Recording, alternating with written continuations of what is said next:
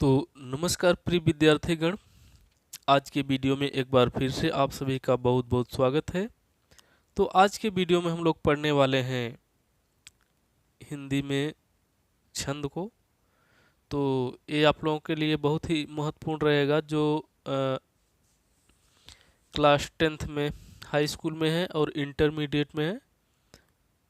उन्हीं के लिए उन्हीं को ध्यान में रखकर ये वीडियो बनाया जा रहा है। तो आपके लिए ये बहुत ही महत्वपूर्ण रहेगा, तो इस पर आप विशेष ध्यान देंगे। और आज आप अगर पढ़ लेंगे तो आपको फिर पढ़ने की ज़रूरत नहीं पड़ेगी और आपका सभी कन्फ्यूजन दूर हो जाएगा इस वीडियो से। तो चलते हैं, देखते हैं। छंद बना है छद धातु से। किससे बना है? छद छद धातु से बना है छंद। ठीक है। और छंद का अर्थ होता है, इसका शाब्दिक अर्थ होता है क्या? शाब्दिक अर्थ इसका होता है आह्लादित करना, आह्लादित करना, आह्लादित करना, नियमबद्ध करना, नियमबद्ध करना, आच्छादित करना।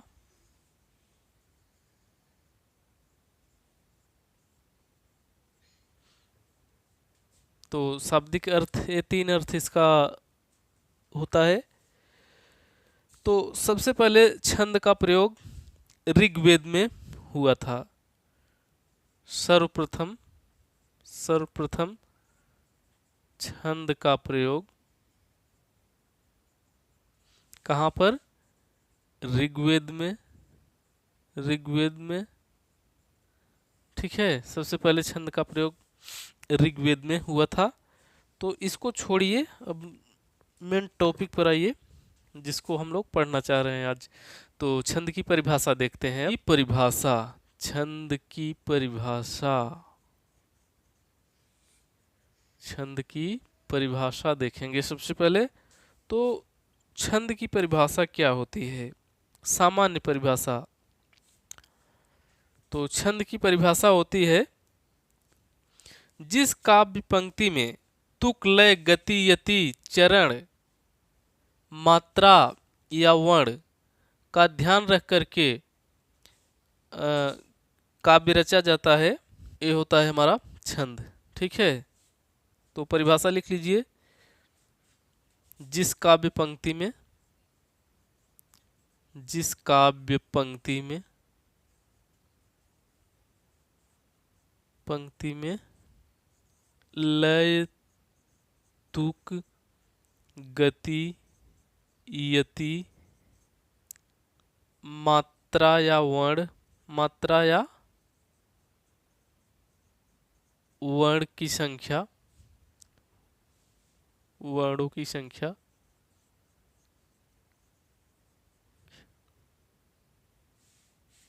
तथा चरण आदि का ध्यान रखकर शब्द योजना की जाती है। शब्द योजना की जाए,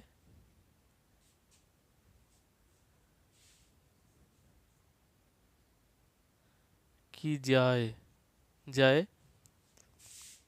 उसे छंद कहते हैं। उसे क्या कहते हैं? छंद कहते हैं। तो जिस काव्य पंक्ति में लय, तुक, गति, यति, मात्रा या वर्णों की संख्या तथा चरण आदि का ध्यान रखकर शब्द योजना की जाती है, उसे छंद कहते हैं। तो गति, यति, लय, तुक, ये सब आप नहीं समझ रहे होंगे, हमें पता है। तो कोई बात नहीं है, आगे समझने वाले हैं, इसको देखते हैं इसी को। ठीक है। तो एक उदाहरण के माध्यम से इसको बढ़िया से समझेंगे। ये देखिए, ऐसी बानी बोलिए, ऐसी बानी बोलिए, मन का आपा खोए। औरन को शीतल करे,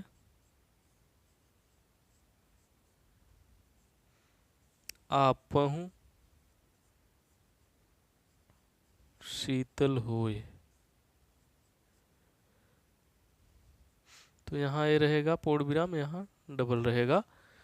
तो अब हम लोग समझते हैं लय क्या होता है, तुक क्या होता है, गति क्या होती है, यति क्या होती है। तो देखते हैं। देखिए, यहाँ से लेकर के जहाँ पर एक कामा लगा है, यहाँ पर हो गया पहला चरण। फिर यहाँ से लेकर के यहाँ तक हो गया दूसरा चरण। यहाँ से लेकर के यहाँ तक हो गया तीसरा चरण। यहाँ से लेकर यहाँ तक हो गया चौथा चरण। अब आप लोग चरण समझ गए होंगे क्या होता है, यहाँ चरण का भी यहाँ उल्लेख हुआ है। तो चरण समझ गए होंगे क्या होता है, कहने का मतलब छंद में 4 चरण होते हैं। जैसे कि यहाँ देख रहे हैं आप, ये पहला है, ये दूसरा है, ये तीसरा है, ये चौथा है। चरण समझ गए होंगे, ठीक है। तो इसके आगे देखते हैं। चरण हो गया। लय क्या होता है? लय जैसे ऐसी बानी बोलिए मन का आपा खोए। एक लय में पढ़ रहे हैं, एक स्वर में पढ़ रहे हैं, यही लय है। मतलब स्वरों का आरोह अवरोह, मतलब उतार चढ़ाव। स्वर का उतार चढ़ाव जो होता है, इसको हम लोग लय कहते हैं। क्या कहते हैं? लय कहते हैं, ठीक है। स्वरों के आरोह अवरोह को लय कहा जाता है। इसके बाद तुक क्या होता है? लय समझ गए आप, चरण समझ गए आप, तुक क्या होता है? तुक यही होता है जो छंद के अंत में समान मात्राएं आती हैं, ठीक है। तुक क्या होता है? जो समान मात्राओं की आवृत्ति होती है अंत में। जैसे यहाँ पर खोए, यहाँ पर होए, एक समान मिल रहे हैं अंत में ना, तो इसी को तुक कहा जाता है। इसी को तुकांत कविता कही जाती है। तुक, यही तुक है। जैसे खोए, तो यहाँ क्या मात्रा है? ओ की मात्रा है ख में, ओ यह ए है, और इसमें होए में भी ओ ए की मात्रा है, ओए। तो दोनों में एक समान आया है कि नहीं आया है? आया है। तो इसको हम लोग क्या कहेंगे? इसको कहेंगे तुक। क्या कहेंगे? ये तुक है। तो आप लोग तुक भी समझ गए होंगे। और गति क्या होती है, गति को देखते हैं। तो किसी भी कविता को पढ़ने के लिए एक गति होती है, मतलब सामान्य गति से पढ़ा जाता है, वही गति होती है, ठीक है ना। किसी भी काव्य पंक्ति को एक सांस में जहाँ तक पढ़ा जाता है, वही उसकी गति होती है। जैसे ऐसी बानी बोलिए, एक गति के साथ यहाँ तक पढ़े और रुक गए, तो यही हमारी गति है। जैसे ऐसी बानी बोलिए कह करके रुक गए, कहने का मतलब एक गति के साथ जहाँ तक जाते हैं वही गति है। तो गति भी समझ गए होंगे। ऐसी बानी बोलिए मन का आपा खोए, औरन को शीतल करे आपहु शीतल होए। तो एक गति के साथ एक दूरी तक जाते हैं। जैसे यहाँ से यहाँ तक पढ़ने में जो लग रहा है समय, यही हमारा क्या है? यही गति है। एक गति से पढ़ा जा रहा है, ठीक है। अगर गति सही न रहे तो इसका उच्चारण भी उतना सही नहीं हो पाएगा, और इसकी व्याख्या करने में भी दिक्कत होगा, और अर्थ आपको समझ में नहीं आएगा, भाव समझ में नहीं आएगा। तो किसी भी छंद को पढ़ने के लिए इन सभी चीज़ों की आवश्यकता होती है, और किसी भी छंद की रचना करने के लिए इन सभी चीज़ों की ज़रूरत पड़ती है आपको, ठीक है। तो आगे देखते हैं। गति के बाद है यति। यति क्या होती है? तो यति होती है, यति का मतलब होता है रुकना। कोई भी छंद पढ़ रहे हैं तो आपको रुकना पड़ता है। सांस लेने के लिए रुकते हैं, या तो और कोई चिन्ह लगता है वहाँ रुकते हैं। जैसे यहाँ पर एक कामा है, यहाँ पर क्या है, अल्प विराम है, ठीक है। तो यहाँ पर रुक रहे हैं, जैसे ऐसी बानी बोलिए, यहाँ रुक गए थोड़ा समय, मन का आपा खोए, फिर यहाँ पर रुक गए, औरन को शीतल करे, यहाँ रुक गए, आपों शीतल हुए, यहाँ रुक गए। तो जहाँ पर रुका जाता है कामा, ये कामा जो लगा है यही है यति, आपका क्या है, यति है। लेकिन ये क्या है, अर्धयति है, क्या है, अर्धयति इसको कहते हैं, क्योंकि बहुत कम समय के लिए रुके हैं। और ये जो ये लगता है पूर्ण विराम लगता है, ये पूर्ण यति है, क्या है, पूर्ण यति है, क्या कहेंगे इसको, पूर्ण यति कहेंगे। और यहाँ डबल कामा लगता है, डबल पूर्ण विराम जो लगता है इसको क्या कहते हैं, परिपूर्ण यति कहते हैं, परिपूर्ण यति, परिपूर्ण यति, ठीक है। तो कहाँ पर यति का प्रयोग होता है, कहाँ पर पूर्ण यति का प्रयोग होता है, कहाँ पर परिपूर्ण यति का प्रयोग होता है, इसको जान लेते हैं। देखिए, जैसे ये दोहा आप देख रहे हैं, तो इसमें जहाँ बहुत थोड़े समय के लिए रुकने के लिए जरूरत पड़े, वहाँ पर अर्धयति का प्रयोग होता है। जैसे यहाँ कामा का प्रयोग हुआ है, ऐसी बानी बोलिए मन का आपा खोए, तो यहाँ थोड़ा समय के लिए रुकना है, तो यहाँ पर कामा अर्धयति का प्रयोग होता है। इसके बाद जहाँ वाक्य आपका पूरा होता है, क्या होता है, आपका वाक्य जहाँ पर पूरा होता है वहाँ पर पूर्णयति यानी पूर्ण विराम जो रहता है वो लगता है। और डबल पूर्ण विराम जो देख रहे हैं, दो जो दिख रहा है आपको, ये कहाँ पर लगता है, ये आपके लगता है छंद की समाप्ति पर, जहाँ एक छंद पूरा होता है। जैसे एक दोहा जहाँ पर पूरा होगा वहाँ पर ये डबल लग जाएगा, परिपूर्ण यति इसको कहते हैं। और सिंगल जो है इसको पूर्णयति कहते हैं। तो यति भी आप समझ गए होंगे। और मात्रा देख लेते हैं क्या होता है। मात्रा होता है यही जो उच्चारण में जो समय लगता है, यही मात्रा होता है। जैसे ऐसी में मात्रा कितना है, अभी मात्रा के बारे में आगे देखने वाले हैं, ज़्यादा विस्तार से देखेंगे तो ज़्यादा बढ़िया रहेगा, यहाँ नहीं समझ पाएंगे उतना बढ़िया से। तो वर्णों के उच्चारण में जो समय लगता है, स्वर जो होते हैं उसमें, वही मात्रा है, ठीक है। और वर्ण क्या होते हैं, वर्ण यही सभी हैं, मात्रा को निकाल देंगे तो वर्ण हो जाते हैं सभी। जैसे वर्ण 1 2 3 4, 1 2 3 4 5 6, ये सभी वर्ण हैं। और जो समय लगता है इसके उच्चारण में वो मात्रा है। तो ये समझ में आया होगा। इसके आगे चलते हैं। तो वर्ण संख्या ये सब तो हो गया, ये सब हो गया। आप लोग कलम कापी से आराम से नोट्स बना सकते हैं, लिख सकते हैं। बिना लिखे तो नहीं समझ में आएगा। एक बार ऐसे समझ जाएंगे फिर भूल जाएंगे, इसलिए लिखना ज़रूरी होता है। इसके आगे चलते हैं, इसके आगे चलते हैं। ये सब तो आप समझ गए होंगे, अब हमें पता है। अब देखते हैं मात्रा कैसे गिनते हैं, मात्राओं की गणना कैसे करते हैं छंद में, उसको देखते हैं, जो कि बहुत ही ज़रूरी है। अगर ये नहीं जानेंगे तो आप मात्रा को कभी नहीं गिन पाएंगे। तो चलते हैं, देखते हैं मात्रा की गणना कैसे की जाती है। ठीक है, मात्रा की गणना कैसे करते हैं। तो चलिए देखते हैं मात्राओं की गणना के नियम। मात्राओं की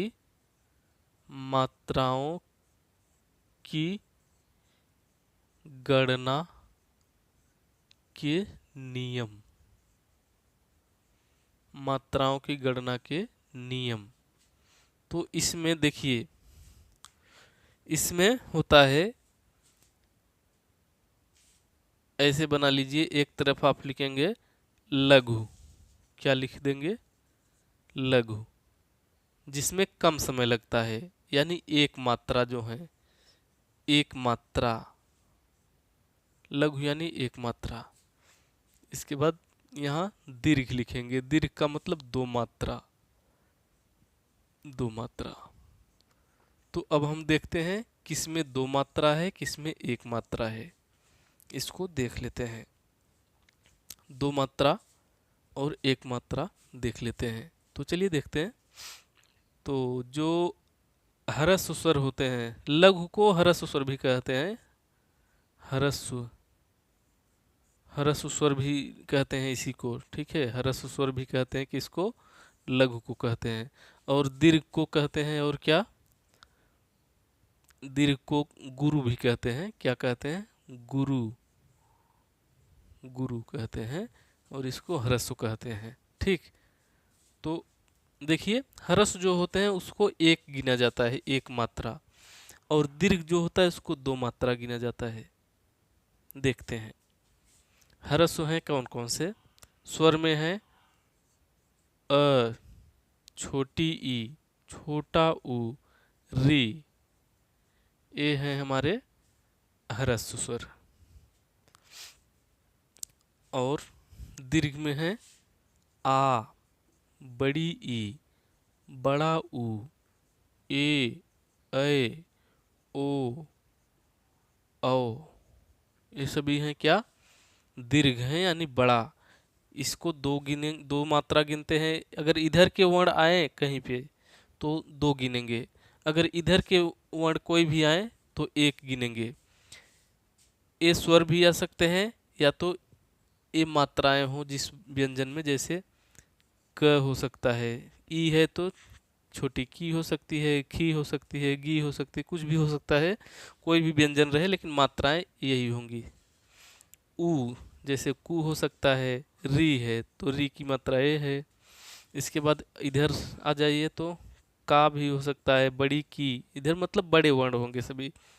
बड़ा कु, बड़ा मतलब के, कै, को, कौ, ये सभी आपके हैं, ये आ सकते हैं। तो इधर के आएंगे तो दो गिनना, इधर के आएंगे तो एक मात्रा गिनना है, इतना ध्यान देना है। इसके बाद चंद्र बिंदु वाले वर्ण जो होते हैं एक ही गिने जाते हैं, दो नहीं, ध्यान रखना। चंद्र बिंदु वाले वर्ण कौन? चंद्र बिंदु वाले वर्ण, चंद्र बिंदु वाले वर्ण एक गिने जाएंगे, एक मात्रा गिने जाएंगे, एक मात्रा गिनेंगे, ठीक है। जैसे हंसना, हंसना, हंसना में यहाँ दो नहीं गिनेंगे, यहाँ पर एक ही गिनेंगे, यहाँ पर एक गिनेंगे। यहाँ नाक की मात्रा है, दो गिनेंगे, क्योंकि इधर ए है, ए इधर का है, आ की मात्रा है, तो आई इस साइड है तो डबल है, ठीक है। इसमें दो मात्रा गिना जाता है, इसमें एक मात्रा गिना जाता है, इसको ध्यान रखना है। तो इतना हुआ। इसके आगे देखते हैं। देखिए इसके आगे देखते हैं अनुस्वार, अनुस्वार युक्त वर्ण। अनुस्वार युक्त वर्ण अगर आ जाए,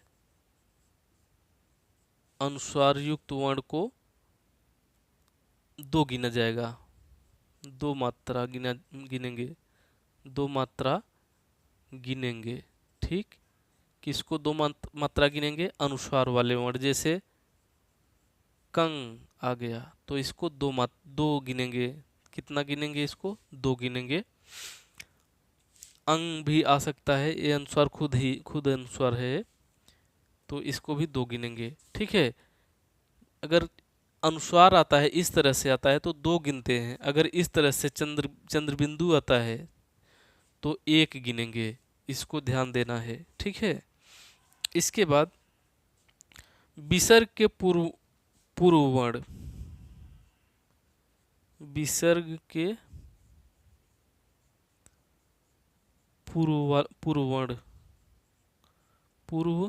वर्ण को दो गिनते हैं। कितना गिनते हैं? दो गिनते हैं, ठीक है। विसर्ग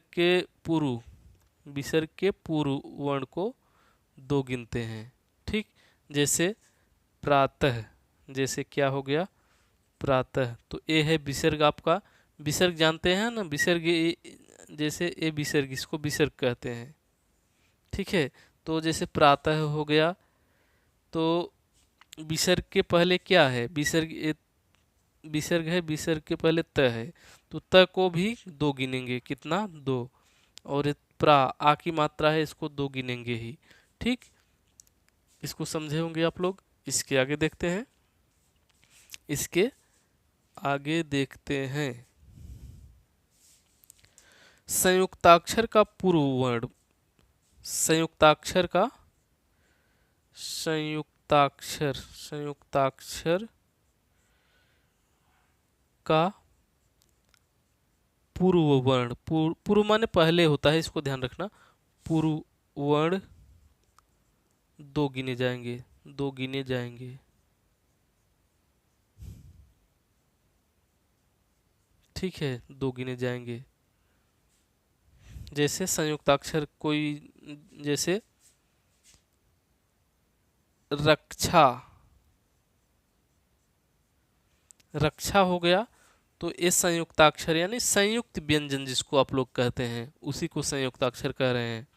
ठीक है, संयुक्ताक्षर आए, जैसे बीच में आधा अक्षर आए, चाहे संयुक्त व्यंजन आए, उसके पहले वाला वर्ण जो होगा वो 2 गिना जाएगा, ध्यान रखना। तो यहाँ क्या आ गया, छ जो है क्षत्रिय वाला छ जो होता है, ये संयुक्त व्यंजन है, तो इसके पहले वाला जो वर्ण है र है, तो ये 2 गिना जाएगा। एक है लेकिन 2 गिना जाएगा, क्योंकि यहाँ संयुक्ताक्षर का पूर्व वर्ण 2 गिने जाएंगे, इसको ध्यान रखना है। तो संयुक्ताक्षर ये है छ, इसके पहले है र, तो र को 2 गिनेंगे और ये 1 गिनेंगे। इसको 1 नहीं, यहाँ 2 गिनेंगे, आ की मात्रा है ना, तो 2 गिन देंगे।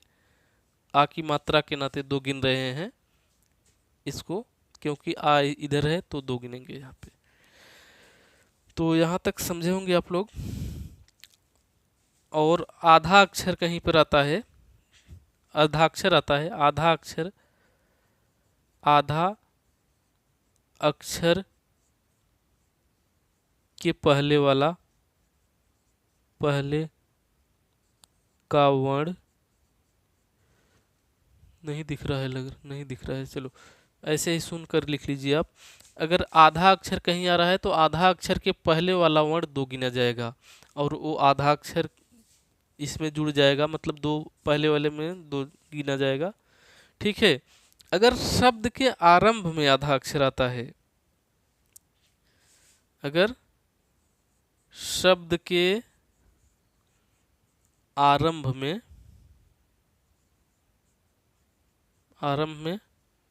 आधा अक्षर आता है, आधा अक्षर आए, चाहे क्या है, आधा अक्षर आए शुरुआत में, चाहे संयुक्त व्यंजन आए,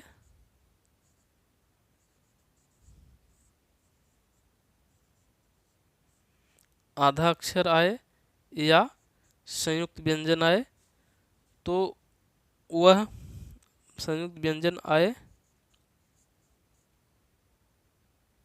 वह 1 ही गिना जाएगा। कितना गिना जाएगा? 1 ही गिना जाएगा, 1 गिना जाएगा, 1 गिना जाएगा। ठीक, 1 गिना जाएगा। अगर शब्द के बीच में आधा अक्षर आता है तो 2, उसके पहले वाला 2 गिना जाएगा। अगर शब्द के शुरुआत में आधा अक्षर आता है तो उसकी गणना नहीं होगी। जैसे देख लेते हैं, जैसे स्थान, क्या स्थान, तो यहाँ पर शब्द के पहले आधा अक्षर आ गया है, तो इसकी गणना नहीं होगी, यहाँ से गिनेंगे, थान से गिनेंगे। ये 2 है यहाँ पर 1 है, 1 गिनेंगे। ठीक है, शब्द के आरंभ में अगर आधा अक्षर आ रहा है तो उसकी गणना नहीं करते हैं। ठीक, तो बस यही था। और एक चीज़ और देख लीजिए, शब्द के बीच में अगर आधा अक्षर आता है तो उसके पहले वाला 2 गिना जाता है, लेकिन एक चीज ध्यान रखेंगे, लह, क्या